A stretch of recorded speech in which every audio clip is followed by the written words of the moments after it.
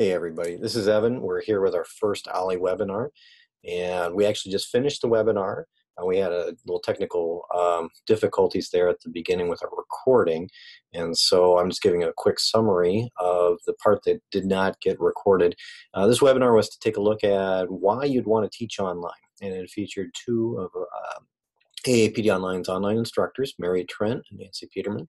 I've known Mary and Nancy for many years, and they've done a great job teaching for us online. And they started off small, and they saw that this was something that they were interested in doing for on the side and working with adults as well as working with students in the classroom. They do a really good job with both. In addition to those two, of course, we have Josh. Josh is our community facilitator, is leading the webinar. And we also have several other participants involved who are asking questions. One of the things that we did first was we kind of went around and we heard from Mary and Nancy as far as why they got into teaching and what they liked best about it. And so we're going to pick up from where we left off with the part of the interview where they're starting to talk about technology tools that they use in the classroom. Just the Moodle-based tools, and then maybe after we visit for a bit about that, we'll head to other online tools that you found to be very helpful. So go ahead, Mary, Nancy, what do you think? What Moodle tools do you find to be helpful besides the discussion forums? Well, in the OLLIE class I teach, one of the things that they use is the wiki in there. And what it basically, the layout of it is like a chart or a table, and they work to fill in, they're comparing face-to-face to online classes and in different sets of arenas or classroom settings or settings, I should say. And so the first two columns, they're just kind of weighing in, like, for instance, like student diversity, which one is better. And then at the last column in the small group, they work together using the comment feature of the wiki to come to a consensus. And then they fill that last column in. So I think that is a challenging thing too. I also think that it's a great teacher to the participants that, you might be someone that likes to get things done right away. And then your people in your group, they may not always do that. So it's great to learn that thing with online environments, that if you do work in a group setting, it can be frustrating if everyone is not in, all the way in it or doing it during their time schedule. That's a blessing and a curse at the same time. But I think it teaches you to kind of, all right, I did my part. I just have to be patient and wait for the others to get theirs done too. And typically, as the instructor, I'll send friendly reminders, as they call them. So if it's getting close to the deadline and someone hasn't put in their input, I will remind them. We're all busy. And I don't know, I appreciate reminders. I haven't heard back from anyone that didn't appreciate it yet, so I'm going to keep it up until I bother somebody. But the wiki's been really good. Soft chalk lessons that are in there. I think videos are awesome. Nancy and I, we both do some professional development at Kemper as well. And this year we switched to BYOD. And so we're training 6th through 12th grade teachers every other month. That center gets the professional development. And then we also do May lessons too. And so we use Zoom and record every single training session we do. And then we post it on Moodle. And that has been really, really valuable. That way, if teachers miss it, can't be there, want to go back and review, those videos are there. I think that's a huge thing that we've learned is the more we record, the better we are at presenting, the better that our teachers are, getting the information and a time when it fits for their schedule as well. Some of I guess I would reiterate the soft chalk lessons. I think that's been a big plus. And I know Moodle has the same type of lesson, similar, but I've just been more comfortable with soft chalk and its features that it offers. I've also used the book feature in Moodle for something that gives multiple pages. And I did that just recently where I put different tutorial videos on each page. So the students were able to click on the book and then they could see all of the pages that had different videos on each one. And so I like the book feature of Moodle.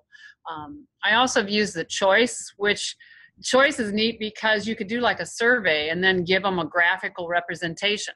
And so they get a instant feedback of how people answered as a group. So I like that feature in Moodle. The newer one, the Poodle, where they could do the video right in an assignment.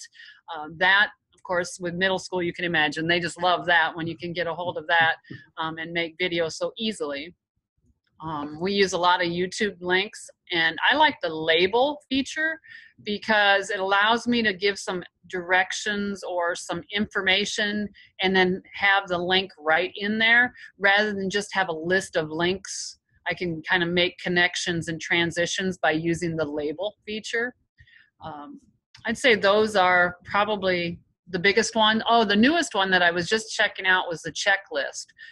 Where you can have check marks on the side, or it looks like we can maybe even set up a rubric type checklist for my students to complete and give a progress bar so they know as they finish those assignments that they are in a hurry to get done, they can get, the check off. I'm done. So I'm going to work with that a little bit more with my middle school kids. Yeah, good. Nancy and Mary, you're talking about teaching adults online and blended, and using blended online courses for adolescent students too, kids in middle school, students in high school. What would you say, and this is a question that comes from Evan too, what would you say is the biggest difference between adult online learners and adolescent online learners, and maybe tie that with, are there similarities between the two groups? So yeah, in your experience, what are the differences between an adult learning online and maybe a middle school student, a high school student, and how are they the same? I guess I could address that right off the bat with adult learners. They come in with an idea. They have a reason for that, why they're taking it, and so they're kind of driven to investigate and explore, and they have questions already when they come in. When I deal with my middle school kids, they more approach it because they have to do the content. So I have to kind of initiate that exploration, and why are we doing this, and what are you learning, and what are you finding? So that would be one of the biggest differences I see. At the high school, I see them more of a checkoff, here, this is done, but they like the online environment because they can work ahead, they can review when they need to. So they're kind of in that middle. They have a reason to want to learn and use it for their purposes, but they still are kind of in that middle school where you have to give them some initiative to complete the learning. Mm-hmm. And I'd have to hop on that as well and say too, one of the things I think that they're similar is that the fact that all of our learners are different. And so you have to, no matter if it's adult or children or teenagers, you have to differentiate. Everyone comes in with, different experiences and backgrounds. And I think one of the things when you're teaching high school and junior high kids is you can't assume that they have certain technology skills as they come in. Like we do a lot of times. We figure, these kids are, they grew up with it. They know it's just second nature. Not always the case. How they use technology a lot of the times is different than how we use it. And so I think you have to make sure that whenever you start something, everyone has the kind of the same base knowledge, and then you can differentiate from there.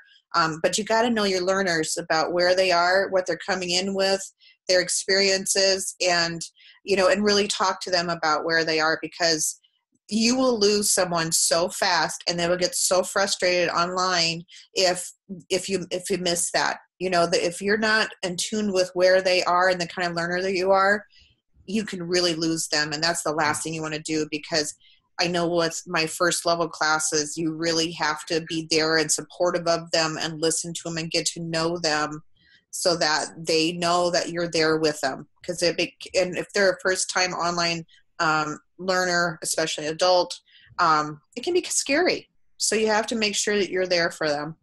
Mm-hmm. Along that same line, I think the similarities that you have to remind all levels is they're all going to have technological problems. There's going to be troubleshooting that has to happen. There's going to be times that things don't work.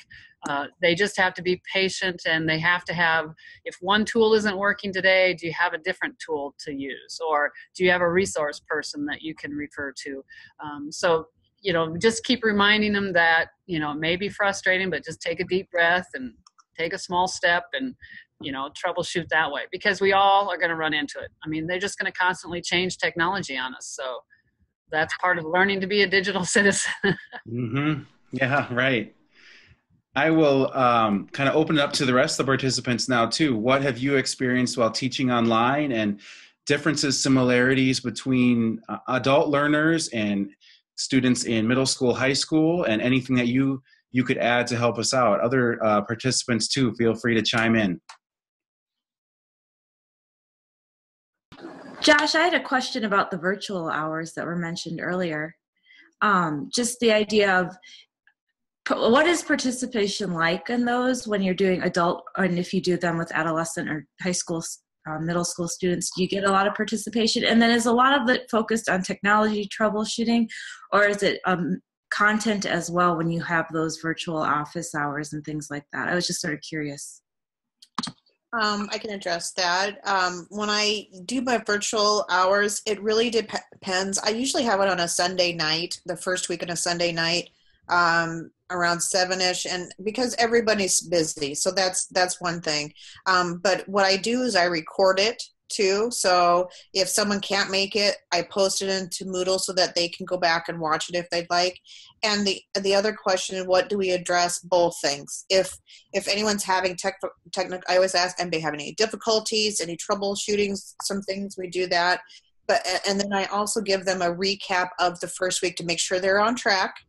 If they have any questions about what they're doing, and then I do give a preview of next week too, so that they kind of know. I think the biggest thing is they really want to know what they have to do to get through the class. And so, the assignment things, what is expected of me, I think is probably the biggest question I get. And you always get tech questions, troubleshooting things.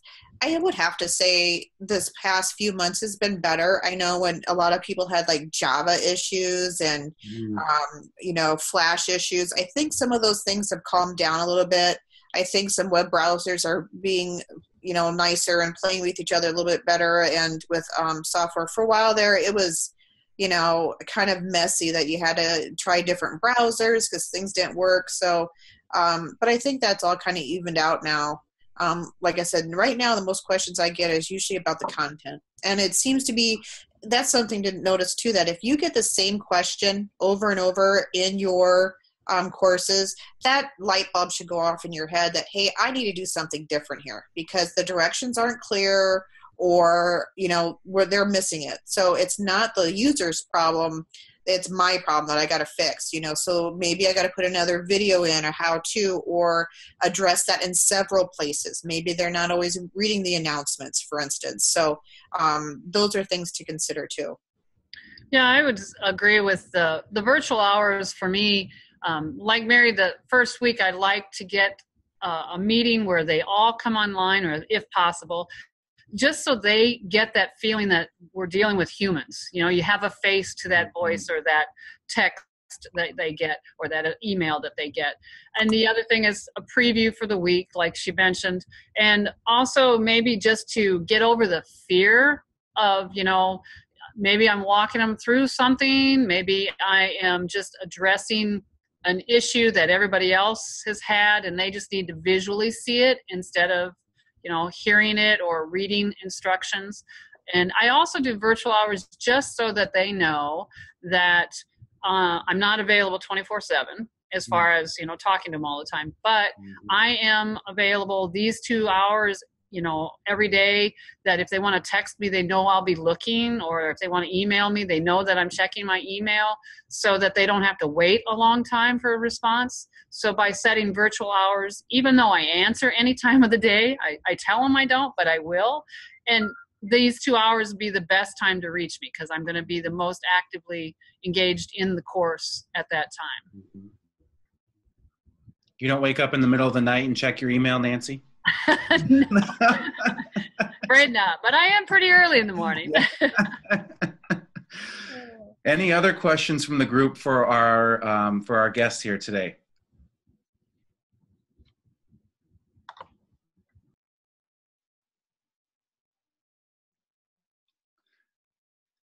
Okay, well, I think I'm going to ask one more question of you two, just to kind of give some advice for people that, let's say you want to start teaching online, or maybe you want to start with a blended learning model.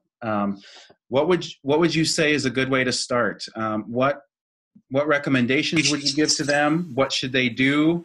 Tips and tricks, those kinds of things. If I'm somebody that just wants to start doing this blended or fully online, what should I do?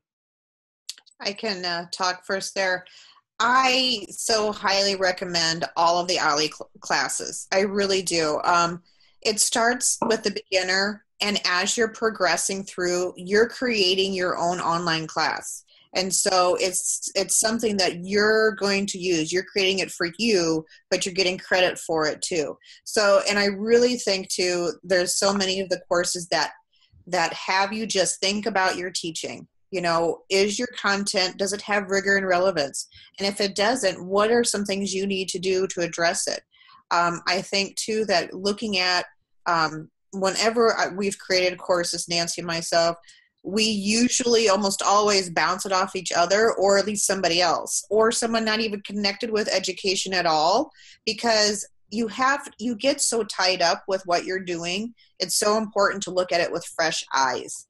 And once you do that, then you find holes and things that you're like, oh, this doesn't make any sense here, or, you know, it made sense in my brain, but not in anybody else's. So you need to change those things and clarify. So I think, you know, I recommend the OLLIE courses. And I think too, once you start creating your course, make sure you have other people look at it and take a look and give advice and kind of lead you down that road. I think that would be a great, beginning. And the OLLIE course will lead you wherever you need to go, whether it's blended or even just your own face-to-face teaching.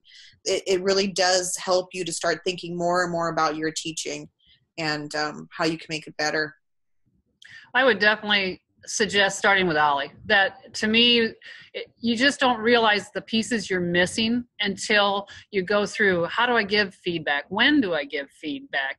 How do I lay out my course so it makes sense in transitions? So I would definitely agree there. The other thing I would start with is something that you feel very comfortable or confident in, so that you're creating content with something that you don't have to work hard to find the content for. I mean, you feel like you're strong face-to-face teaching that content. That's where I'd start.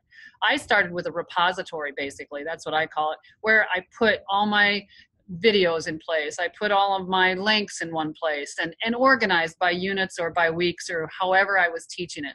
And then I started to transition into some of the other features of the discussions and trying to get my kids more involved in the course instead of just going to it to get a link.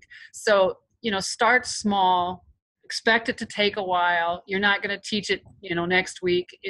Just try little things, but definitely the more experience you have with the more tools, the websites, the different things that you use, like screencasting, doing videos, just start small and make sure it's something that fits your purpose right now, and then build out from there. Good. We'll end with the final word. Mary, what's the final thing that you would like our participants to know? No pressure there.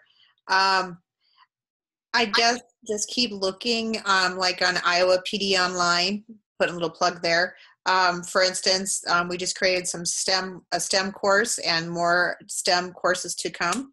I think too that I think it's a great avenue, online learning. I personally like the blended situation, probably the best of both worlds. But I think it's definitely something that's not going to go away.